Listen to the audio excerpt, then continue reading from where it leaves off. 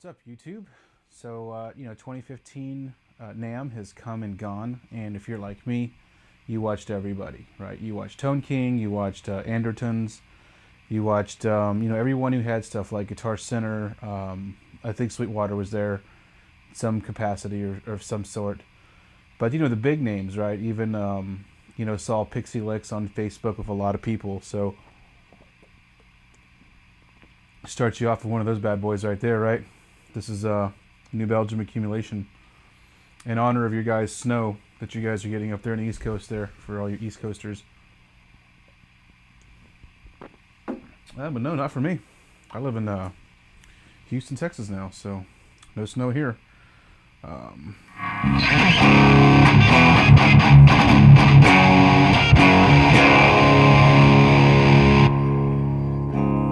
Isn't that cool? I stole an idea from Tone King. He had, he said, you want to get a monstrous studio sound or, a monstrous guitar sound, you want to overlap a dirty signal and a clean signal. So there's my clean signal. And I had done that in bass guitar when I played bass. I had like a DI sound and of course then my distorted sounds.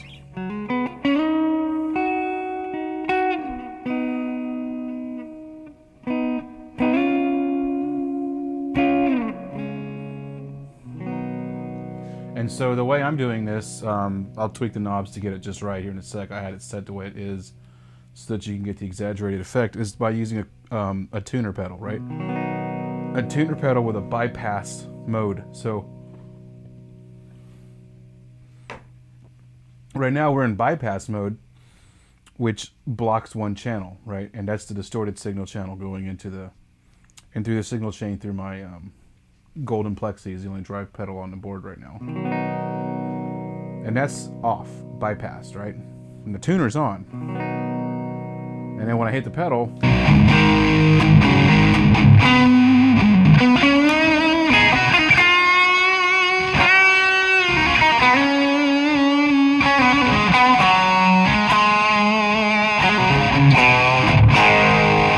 yeah, when I hit the pedal on, it brings in the distorted signal.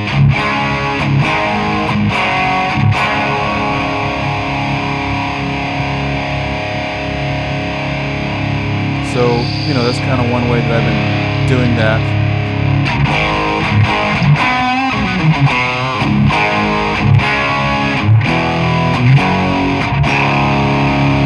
And you can just take it out all together, right? Just by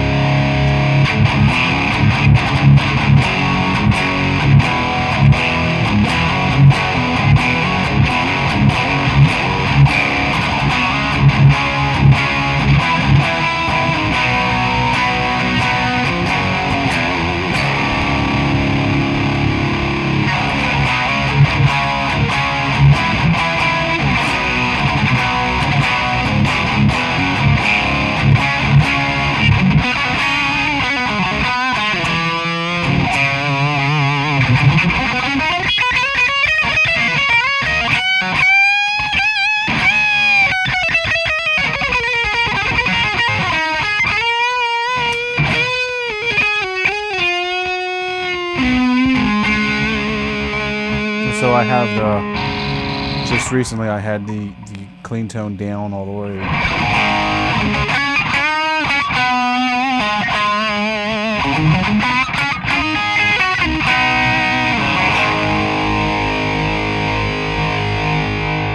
Having a little bit of feedback between my wireless headphones and this device up here. I'm trying to figure out what exactly is doing it. Anyway, so back to NAMM 2015. And I wanted to also talk about the Christmas deals and specials that, never really happened for 2014, right? If you're like me, which I'm sure some of you kind of are, with regards to products, right? You know what's out there. You know what's out there. You know how much it costs. You know what it's going to take to get you the pedal or the amp or the tuner or whatever it is that you're looking for, right?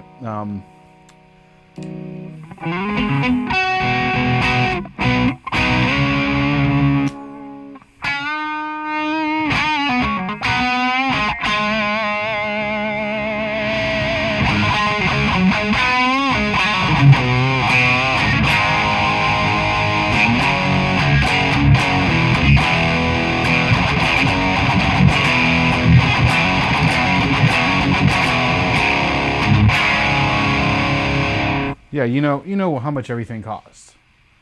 Like you've seen that guitar, you've been looking at that guitar all month, all year, like maybe even 2 years. You've been looking for this guitar, and you know what it costs. And so the thing is, on 2015 or 2014 Christmas, of course, I go to all the websites. We're always on Zounds, Sweetwater, Guitar Center, Musician's Friend, all of them. And you're on these websites and you're seeing what's going on, right? And you're checking all the prices. And I'm telling you, like, none of the prices really came down from summer to, winter 14, summer 14 to Christmas era 14. Nothing changed in prices. There's some things I have on my wish list, like, Lisa's drum set. I want to have one of those. And that just never came into my price range. And maybe my expectations are a little unrealistic. But when you say sell and act now, and you blow up my phone with all these instant alerts and emails, and every time I go to like a Facebook page or whatever page, the little ads on the side are like this Guitar Center and this Musician's Friend, like the pedal I've been looking at, the amp I've been looking at, the guitar I've been looking at, and it's like, oh my God, sell, click now. And then it's like the price isn't even a penny off from where it was 6 months ago. So why would I buy it now, right? I'll tell you what though, the real time to buy is probably now, right? Early 2015, after NAMM has, shown us everything in her glory. The best time to buy is most likely now. And so you probably want to save some money for some things that we saw at NAMM.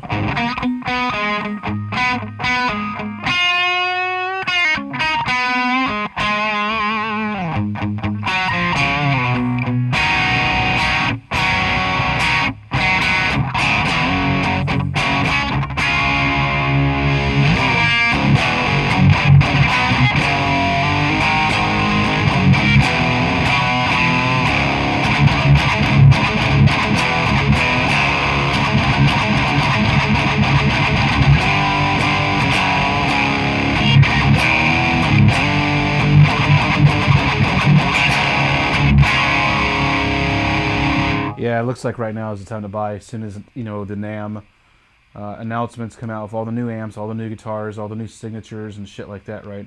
Some of the things I was hoping to see was like the Yamaha THR. I've had all three of their models. I've had the little small one, when they first came out with the THRs. Sold that to a friend because he absolutely loved it.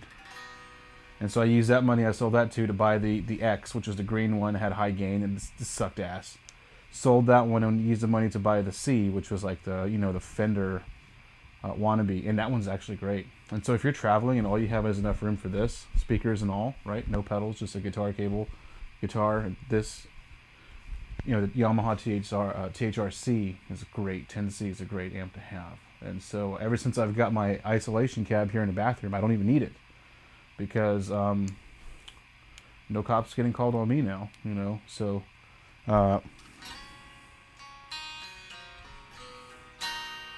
The one thing I would ask Yamaha on that, if happens to be listening, someone happens to be listening from Yamaha, is make a pedal interface. So a THR-10CP, right, with like a pedal plug-in, foot switchable, or 10CF, THR-10F, right. So foot switchable. You just plug in your pedal or an expression pedal or whatever it is, and then that way you can, even if it was just an up and down, like up, up, up, down, down, down, that kind of deal. Because, I couldn't imagine playing live and just having to come and hit my switch. Even making these videos, it's kind of awkward, digging in over here with pedals and, tweaking knobs. I mean, yeah, right? I mean, THR-10 product is badass. 10C product is awesome. But we need foot switchable. So, when I had heard that Tone King was going to DBZ, Diamond DBZ here in Houston where I live, I'd ask, hey man, go check out Yamaha. I haven't heard anything. Maybe he'll say something about that, what Yamaha had, if they had anything at all, if they were even there. But you know, that's one of the things I kind of had hoped for was like a THR pedal. I saw some other items on NAMM, you know, like interfaces, audio interface devices, and things like that. A lot of integration of like USB DI type backing in the back of amplifiers. That seems to be like the norm, right? Like now, you're actually getting, in addition to the attenuation and like you know, Infinium Bugera type technology, where you see where your tubes are at and how hot they are, if they're dying or something. Now we're starting to get like MIDI or direct input or headphone out attenuation, and now even with the PV stuff, right? USB, right? And so I was actually at Guitar Center this past weekend with my father-in-law, and so like his thing is he plays drums, and he really likes sound PA equipment, like live sound equipment, because he wants to like DJ weddings and things like that, right? So we happened across the I think it was like Escort, you know, like PV Escort pedal board, or not a pedal board, but like a mixer interface, and on it had USB, and so that's like really cool, because in addition to all your 8 inputs and all this stuff, now it has USB, it had Bluetooth, and so standing right there on the floor at Guitar Center, paired the phone to the board, mixed it in, was able to do things. Totally cool. See, that's the thing that I believe, you know, PV is really starting to do that no one else is doing. And that's integration of the computer interface into the amp already. So you don't need like a guitar amp and speakers and then like a microphone and then a way to record it and then a preamp for the microphone and then a board and then an interface to go to USB into your computer and then DAW software, right? I mean, that's like a lot of steps. And that's where we've been in music for like the last 20 years. A lot of steps to get there. That's why studios existed as they did, because only studio people had that shit, right? Now, like with PB's little amps, his little, was it the Classic 20 or something like that? And then the 6505 miniature head, those 2 miniature amps had USBs in the back of them. So with headphones and defeat for the speaker, you turn off the speaker with a button and you play the headphone. I mean, goddamn, dude. That's all you need. Get a set of wireless speakers, plug them in, or wireless headphones like these I have, plug them directly into the back of the amp, crank the amp, get a wireless system for your guitar, and you're sitting in the living room while your amp's over here playing and you're getting signals straight to your headphones, walking around brushing your teeth. That's really cool. That's like 1 step, 2 steps at the most, right? Wireless headphones, wireless guitar input like a Natty or something like that, or I don't know who else makes them, you know, and then just the amp itself. So no speakers, no microphones, none of that stuff. And to me, that's a good solution, because as much as I like the, you know, the iOS, you know, modulation, digital, you know, whatever sounds, right, the emulation, and I have it just like you guys do. You know, we all have the iOS Jam Up and all that stuff, the Pro, the Bias, we all have that. It just doesn't do what you know, this Fender amp does right here on the floor, mic'd up. It doesn't do like what my Marshall's valve amps do, mic'd up. It just doesn't sound like that. And I would go so far as to say that in some regards, having it mic'd up and headphone and through the board and the preamp and the speakers, and you know, that even takes away from the sound a little bit, right? But you get so much more, because then you get to add like EQ to the final output phase. And so where you lose in the up front, like with the microphone and all that stuff, and the long cable runs, you gain in being able to EQ it in, so you can make up where you lost, right? So, you know, really looking forward to seeing that PV stuff.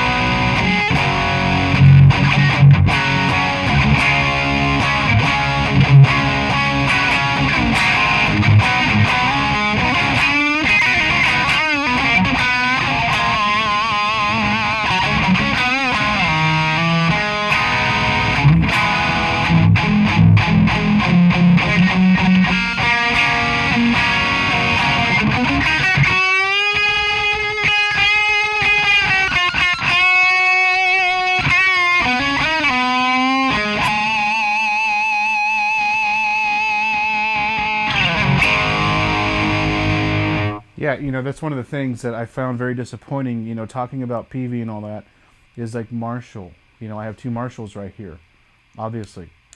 None of that stuff was there. And I couldn't imagine any of that stuff ever being there. Unless it was on like their lower end, crappy little, you know, Korean, Chinese made MG bullshit. And it's like, you know, Marshall makes a great product, but dude, only 0.01% of the fucking population needs a 100-watt amp. What the fuck am I going to do with 100 watts of tubes? I mean, that's the best shit in the world, don't get me wrong. But I'm not on the fucking stage. No, none of you are, okay? None of you motherfuckers right here listening and watching are needing 100 goddamn watts. I promise you, dude. You will never in your lifetime play a venue where you would need 100 watts. And so things like the attenuation, things like, you know, speaker defeats and USB and all this shit, microphone, you know, hell, Bluetooth. Bluetooth is some fucking speakers that you want, right? All that shit becomes like relevant because, you know, that is coming. Bugera, PV, all these lower manufacturers, are not to down PV, I mean Hartley or anything like that, man. I'm just saying that, you know, not the Fender, not the Marshall, those people, not the Fender, not the Marshall, those people, right? They're like going in that direction. And so someone like me or someone like you who has a production setup, or someone like me who's trying to get there, or someone like who I was a couple of months ago who was like thinking, how do I get to this? You know, decent sound quality, microphones, studio setup. How do I get here? You know, I was asking those questions weeks and months ago, and years ago. And it's cost a lot of money to get to this. You know, why would I ever need a 100-watt amp? Why not have like a Class 5? See, this is what Marshall needs to do. They need to take the Class 5 amp. They need to revisit this. Put some Infinium technology on it so I know how my tubes are doing. That automatically biases it. Or even make it adjustable, like hot or cold, right? And then has like a headphone out, which this one actually does to its credit, right? Line in and line out for you know, effects loop. Got to have effects loop. Attenuation, which you can kind of attenuate the Class 5 by doing the headphone trick, right?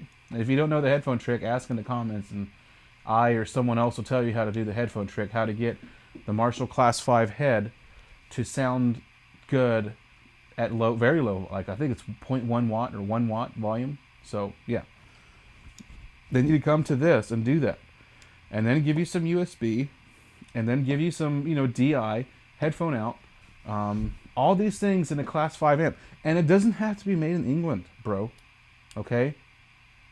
You don't need to make this in England. If you just have Chinese or Koreans make it, or Vietnamese, I don't care, make Africans make it. Who cares? Give someone a job, right? Who will do it. And make this head. That's what Marshall needs to do. And you know, I'm really excited about the Jubilee. That was at NAMM 2015. But dude, it's $1,800 street. You know, you're going to be sitting here in one calendar year getting your cell phone like mine blowed up, and your Facebook links to all these, you know, musicians' friend, and the same price will be there, $18.99 a year from today. And that's, you know, an amp of that caliber should hold its price, right? But what I'm saying is, who has $2,000 to spend on a 100-watt amp that they'll never need even more than 5 watts of? Who has that? Who wants to spend that money? You know, sure, some people do, and maybe I'll get one. If I had the bank, I'd probably just say, you know, right out, I'm looking to get the PV6505 mini head because it has all the things I'm talking about. We need to see more videos of that. You know, PV needs to make like 50 of them and send them out to everyone. Send them out to all the media. And that's another thing I wanted to talk about, right? Is like organic, regular people media. Like Tone King and, you know, Pixie Licks. All these people who are normal people who took time out of their days because they're enthusiasts like you and I. And here they are at NAMM checking shit out for us. You know, I really enjoyed the non-media versus like Guitar Center media there. I like Guitar Center. I like Musician's Friend. But those dumb fucks that they had presenting all the shit, and I'm no better, don't get me wrong, but those dumb fucks that they had presenting all the shit, they were just morons. As you look at them, the dude looks like he hasn't shaved in 8 days, and I guess that's a cool look, but man, you know, look look professional if you're standing in front of the name of a big ass company. God damn, dude, you know, $1 billion income, $1 billion GDPs and all that stuff, right? They should have professional looking people who actually know the products and don't look like fucking morons presenting this shit. Otherwise, I'm not watching it. I might as well just go watch Tone King or other people, right? Because Tone King are real people who go in there, and yeah, you know, they may have a couple of biases, or maybe the way they got their pass to get into this to the actual floor, they had to, you know, be buddy with certain people and, you know, make sure that they get a fair selection of camera time, which I'm okay with. But at least it's real. It has a better taste in my mouth than, like, you know, Guitar Center dumbasses. So, you know, here in the next couple of weeks, we'll probably see more videos come out from, you know, the usual suspects: Guitar Center, Pixie Lick, Tone King, everybody, you know, Andertons. And, you know, Lee's great. You know, Lee's in there and he's genuinely enthused. He's on point. He knows what type of wood these guitars. Hell, he's already gotten previews of those guitar amps and guitars. He's already made videos of them with his buddy Crappers. And so, like, watching Andertons particularly was great because they were on point. And I could see that Lee was excited and he was in there doing work, asking questions before the presenter of the product even had a chance to address those issues, which was cool. So, you know, NAMM isn't like the Super Bowl of music, but I think it's kind of getting there, you know. You want to see everything. You want to see everything that's coming out. Where should I save my money? What should I save my money for? You know, definitely going to save my money for the 6505 mini head.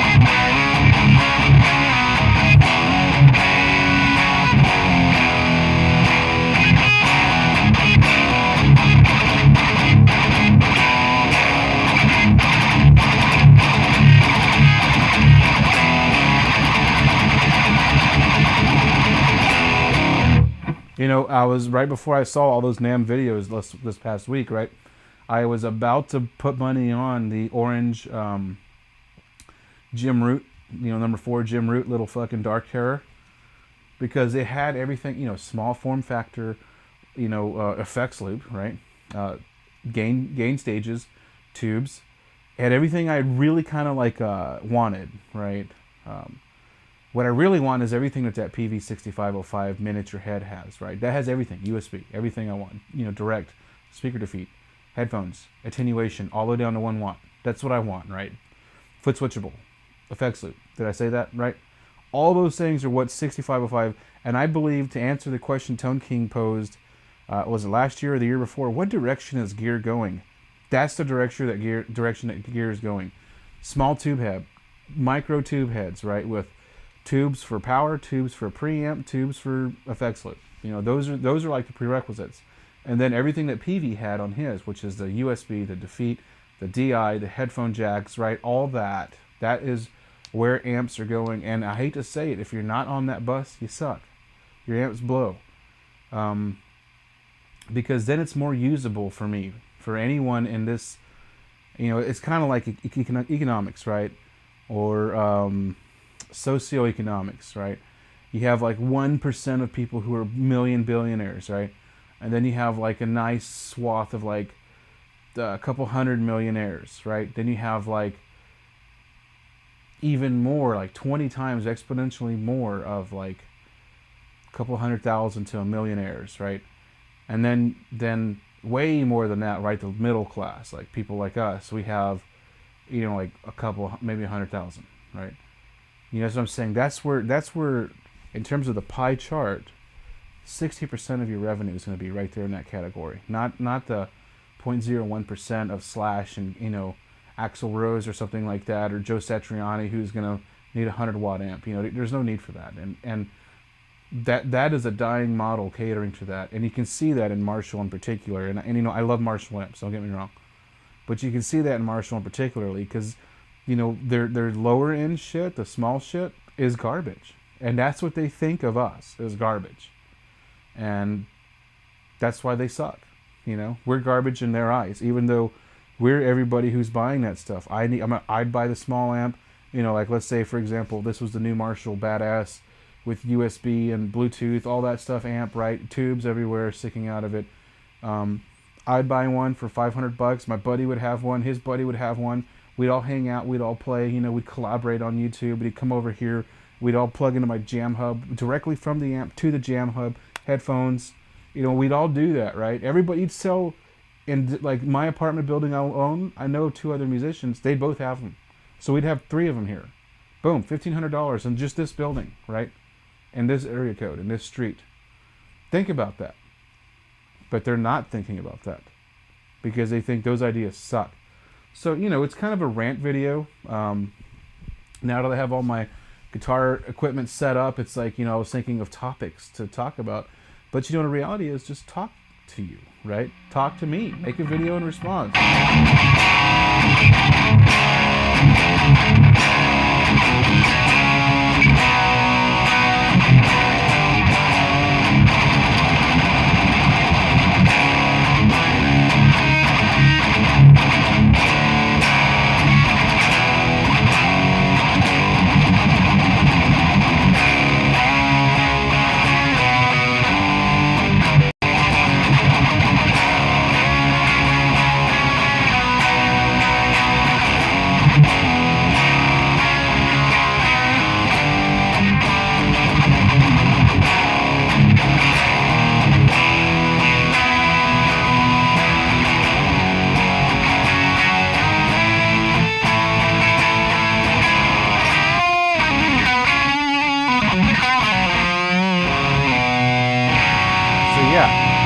Figure that in the long run, you know, for these manufacturers who are putting all this R&D and paying all these people and presenters and all the equipment and the shipping and all that, and the, you know, the factories overseas to make this shit cost effective. My message to you is, you know, you're targeting the wrong people. You need to be targeting people like me, people who suck at guitar but have endless amounts of money to buy shit with, right? Obviously, and don't need super professional equipment. Just need semi-advanced equipment, semi-advanced gear, so I can do this. Just sit here and drink a beer and bitch about things. So, you know, like I said a few minutes ago, now that I have all my guitar shit set up, the question is, what do I make videos about? Well, I just make videos about hanging out. You know, we'll just hang out. So I'm thinking about making, like, oh, goddamn, sometimes it's hard to open these things. And yes, I use a mini Hoff to open my beer. In that hardcore, mini Hoff to open your beer. Same thing, accumulation. So in honor for all you people getting snowed up, New Belgium, here's another one of those bad boys for you. So I don't know. I was thinking about it on my way home from work on the tollway. And like 2 beers and gear. I'm not sponsored by anyone. I'm not selling you anything. In fact, I'm looking to buy my own stuff and buy my own gear. And like most of you, I have pedals. I have different types of rigs and setups. So maybe, you know, maybe I'll make a show and we'll call it 2 Beers and Gear. You know, I'll drink a beer at the beginning. We'll talk. We'll jam. And then, you know, talk a little more and then drink another beer. And hopefully by the time I'm on beer 2, the jamming gets a little better. The talking gets a little looser, I guess. Loose is the best way to put it.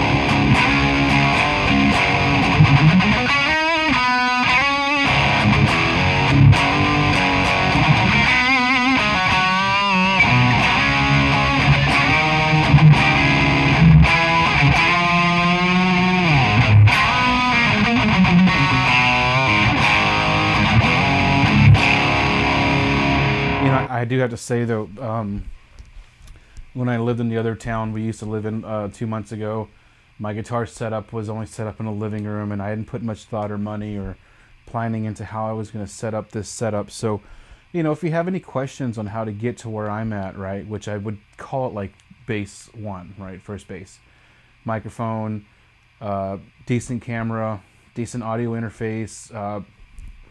How you get there, just ask me. We'll talk about it in the comment section below, you know.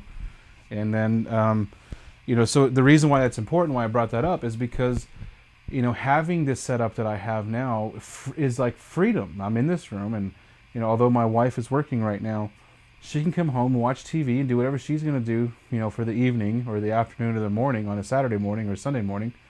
And then I'm not bothering her, and she's not bothering me. And, you know, we're still right next to each other, you know, 5-6 foot separation. And my guitar is, you know, cranked up, gorgeous tone, in my opinion. And the only thing she hears is me just talking, right? So being able to have this setup is really like what you need. You need to have a setup like this so you can do this and sound decent. Because, you know, unfortunately YouTube is still full of videos of microphone cameras and iPhone cameras and, you know, like $5 solutions to, you know, what amounts to $1,000 problem. But I did it for under $1,000. You know, the microphones cost me like $100 a pop, so that's $200. It cost me like $70-80 to build a cabinet, so $270 there. It cost me, you know, I already had the speaker, but let's say you bought it fresh, you know, whatever speaker you took it out of an amp, then that's even free, right? And then getting the connections from, you know, Radio Shack to connect the amp to the outside, you know, that was like $5. Amp, you already have an amp. Microphone cables, just call it $10 each at Best Buy, right? I went a little middle of the road, low middle of the road on my mixer board, so, you know, $45-60 there. And the camera was like $400 or $200. I don't even remember. I think it was $299 or $399 possibly. So, you know, I mean, you can do this. You can make this setup real cheap for about $600-700, right? And you have most of the stuff already, so take $200 off that. So the only thing you're really doing is buying wood, buying a camera, buying mics. Chances are you have mics, right? I forgot what I think I did Zoom Q4, and I saw at NAMM that Zoom has a new like Q6 or Q8 out. Looks great, you know. But for now, the Q4 does what I need it to do, which is just record me endlessly doing nothing, playing guitar and drinking beer and just being a dumbass. That's what I love to do.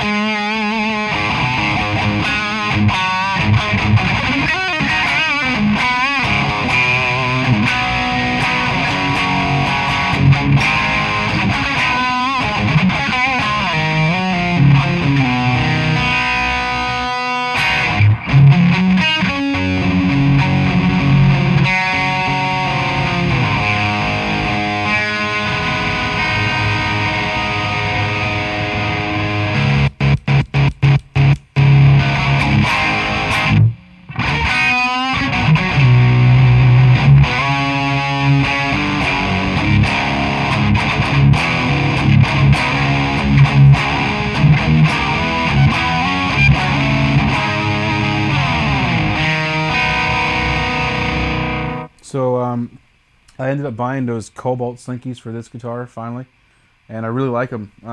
Cobalt Slinkies, and I think this is the hybrid gauge, or it could be wrong. It could just be like the Super Slinky or regular Slinky. Digging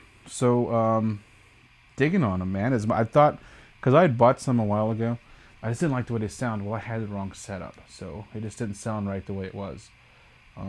With this setup, and just playing on the couch without a setup, just the guitar itself, the Cobalt Slinkies are badass. And for the longest time, I've been using hybrid Slinkies and E-flat with a drop C-sharp tuning. So like, you know, drop D tuning if you're in standard on the E string. You hear that?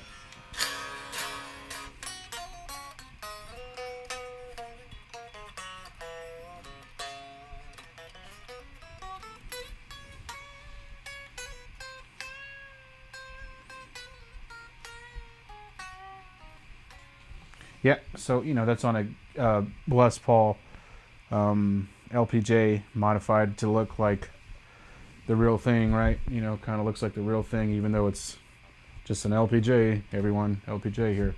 But on the camera, it looks real. I think it does.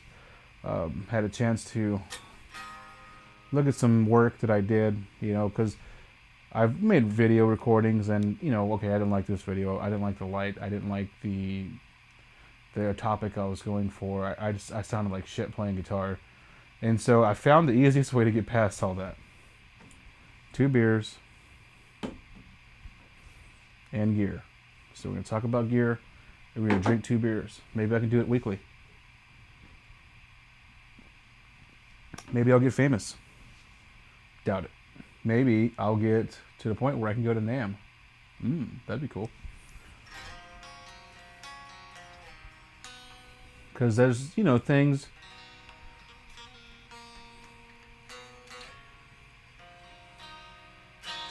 that I think some of the people should have asked that didn't get asked.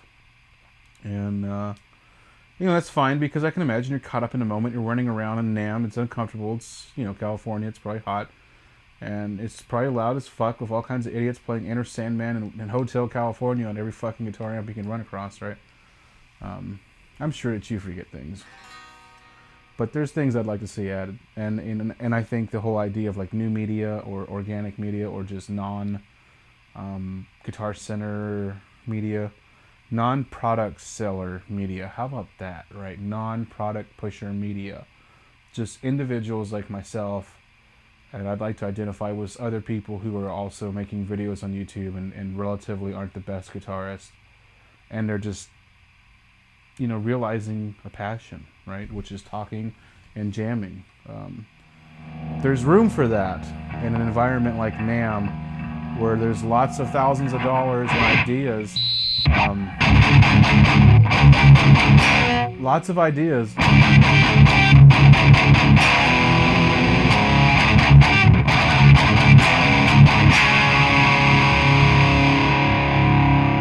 And the opportunity to, you know, talk to maybe people like Peavy, talk to people who own companies, talk to people who are influential in companies and say, hey, by the way, there's a product idea you need to do.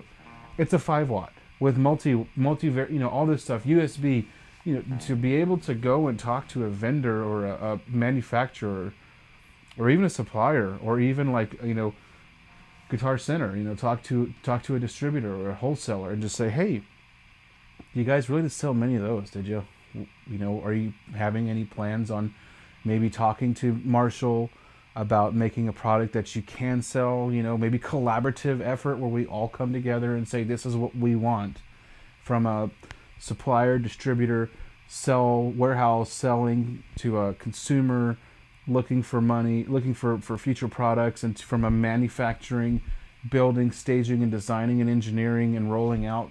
You know, there's a lot to be said about that circle of influence regarding manufacture, you know, from the manufacturer to the sales distribution to my house on back to YouTube to you. You know, there's certain elements we need there. And in order to do that, we need to have certain things that are both cost effective and make sense. And so these are questions I would like to have seen some of the heavy hitters out there asking, some of the vendors, you know, the booths, like, hey, what are your thoughts on this? Maybe they did ask those questions. They just can't put it on video, or I don't know. Maybe they can't answer some of those questions on YouTube because they get certain benefits, like, you know, free samples of gear. So, you know, company XYZ knows that you'll keep a secret, so they send you all the new goodies. In exchange, you kind of present them in a good way to them, to your people. So you become a presenter. In a sense, you become bought off, which is cool, but not cool because, you know, ultimately this is our industry. We drive this industry. We want our products and you make them, or else we go next door. We go to Peavy. And if Peavy starts sucking at it, then we go to Bugera. Remember all that hype in Bugera a couple years ago? You know, kind of just flatlined because they didn't offer anything new or substantial. And what's sad is now everybody's stealing their ideas, right? Everybody likes to talk crap about how Bugera stole everyone's designs, but you know what? Now those same people who they stole from are stealing their designs. So it's a circle, right? And always in a free market society, assuming everyone ever exists, you want to have as many inputs as possible because then eventually someone will turn over a rock and it has gold under it, and that's the one everybody wants for a time. So, you know, this has been my take on the state of the music industry, going from bullshit Christmas sales where they're not even a penny cheaper, and blowing up my goddamn phone and social media about come buy this shit when it's the same price it was in fucking August or January of last year. Why the fuck would I buy it? Why not? Why wouldn't I wait till the year after? Why wouldn't I buy the 2013 Gibson in 2014? Why wouldn't I buy the 2015 Gibson in 2016 when it's a couple $100 less, That's what most people would do. Or they'll wait till it's used and buy a used one and still love it as much, right? Like this one. I bought this at Guitar Center in Plano, Texas, in Dallas, Texas area, Plano. And the guy sold it to me for the price I was willing to pay, which was $630. I was not willing to pay a penny more than that for this guitar. And I think it's a blim. I have no idea of proving that, but I cherish it. I cherish this guitar. And I even did so much because I got it for such a cheap price. I did my own modifications. I took the black pickups, the black rings out, put burst buckers in there, put a pick guard on there, put fake, this, that, and the other. Did all kinds of things to make this guitar where I wanted it to be because I loved the price I got of that and the place I got of that. It means a lot to me that I was able to buy this guitar in a town that meant so much to me, Dallas. Dallas is a beautiful town. I love that area. And that Guitar Center, they've always been good to me. A little stiff on the guitar string prices, but this one's for you, right? For the people that live out there in Plano. It might have been a display model, might have been blemished, it might have been a scratch and dent, it might have been, just a reject. But it does everything I wanted to do because I was just going to buy it, bones and all, and then change things out on it anyways. I mean, that's what all these guitars on the wall represent. None of them are stock. Maybe one or two are stock. That's about it. But that's just because I never got around to modifying it. Like there's this white Stratocaster on the wall, incidentally a PV Raptor. Is it a Raptor? I think it's a Raptor. Never bothered to change the pickups out of it because they rock. Maybe we'll do a video next time on that one. Maybe I'll bring her down and we'll play that one, and we'll have this one in the second seat. This one and my red Ibanez are my two favorite guitars, so.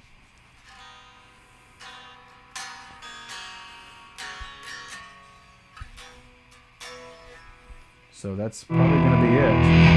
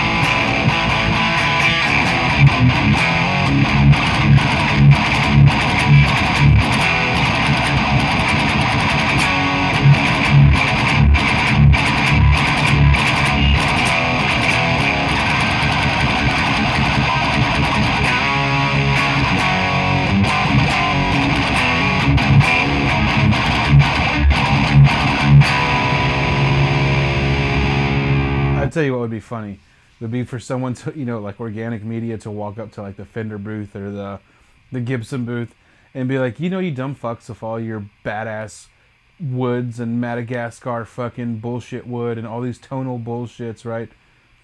And just call them on it. Because they don't send anyone who knows anything down on the floor to represent their products. And then to sit there and with physics just beat the shit out of them, verbally over the whole tone wood argument. That would be so funny. See, that's what I'm talking about. We kind of need a bulldog media in the guitar manufacturing scene because it's so funny. You talk to people, you take them to a guitar shop like I did this weekend, someone, and they're like, what's the difference between this one and that one? Why is that one $8,000 and this one's $800? And it's so funny trying to explain to them the difference between an Epiphone and like a quadruple flamed quilted top bullshit ass Gibson Tonewood Deluxe. And the guy's like, so could I just buy the $800 or, you know, $500, $300, $100, $200 Epiphone and still learn how to play guitar? Well, yes, you can. Well, then why would I buy the $8,000 one? And the answer to that question is because you're a dumbass if you buy an $8,000 guitar. See, those are the questions that need to be asked to the manufacturers at their fucking trade show. And just call them on their bullshit. So, 2016 NAMM or Summer NAMM, someone go fucking do that. So this is, I guess we'll call it 2 beers and gear. And,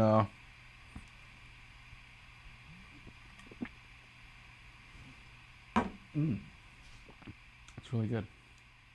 New Belgian brewery, one of my favorites. Have a good night, everybody.